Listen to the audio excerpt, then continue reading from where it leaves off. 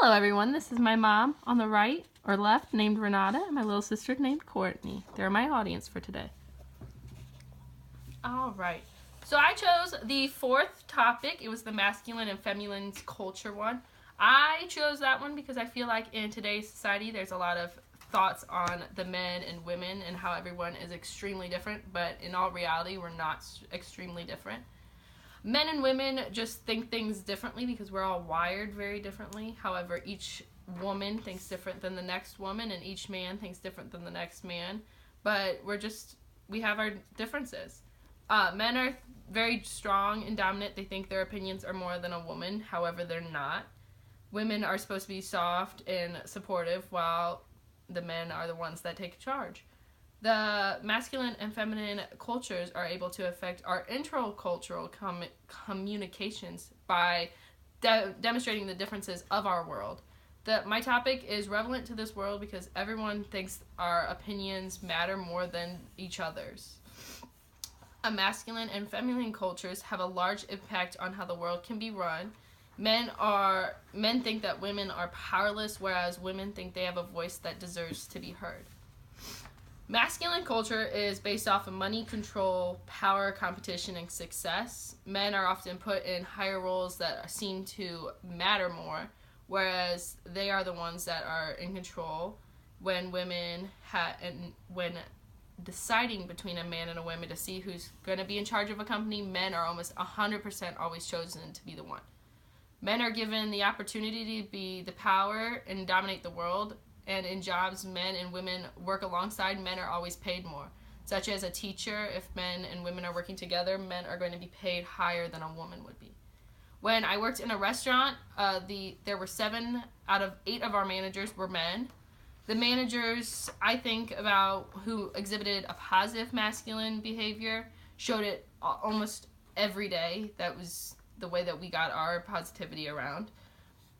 He wanted us to always know that we had the highest sales over the other 20 stores, which is hard to do when you're all distributed throughout the country differently.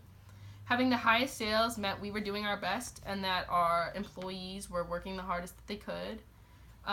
It would bring in the most money, meaning we were doing our best, that we were, and he would always motivate us before each and every shift the best he possibly could, and we would try to motivate him the best we possibly could. It helped others to know that we were there for each other. We were one big happy family, that we valued each and everybody's voice, and even the men valued the women's voices, whereas a lot of times across the country people don't do it like that. In the feminine culture, it's often as if we're the ones for love, the compassion, caring, and are relationship oriented, whereas men aren't like that. We're usually the ones who are the nurturing ones, able to handle any situation that's thrown at them. Men think that women should be able to be walked all over, but we're not. Females are used to have their lives ran by men in charge. However, as a woman, I know my worth and I know that I deserve more. I can be loving and compassionate while being in charge of a large corporation or anything at that. Being raised by my parents, who have been married for almost 25 years, I was able to see what it was like being raised by a mom and a dad. So I was able to see a man's perspective and a woman's perspective, and not just either. So I wasn't ever thinking a man had more charge than a woman when they really don't. They have a voice that they can share together. When I was in the 4th grade, my dad began traveling for work, and my mom was at home left to raise me and my little sister at every aspect of our life. She had to take over mom and dad role because dad was only home every so many weeks. I was able to grow up and see the amazing hard work my mom can do, to see the effect she had on our lives and the way that she had the effect on my dad's life as he was gone for the majority of the year.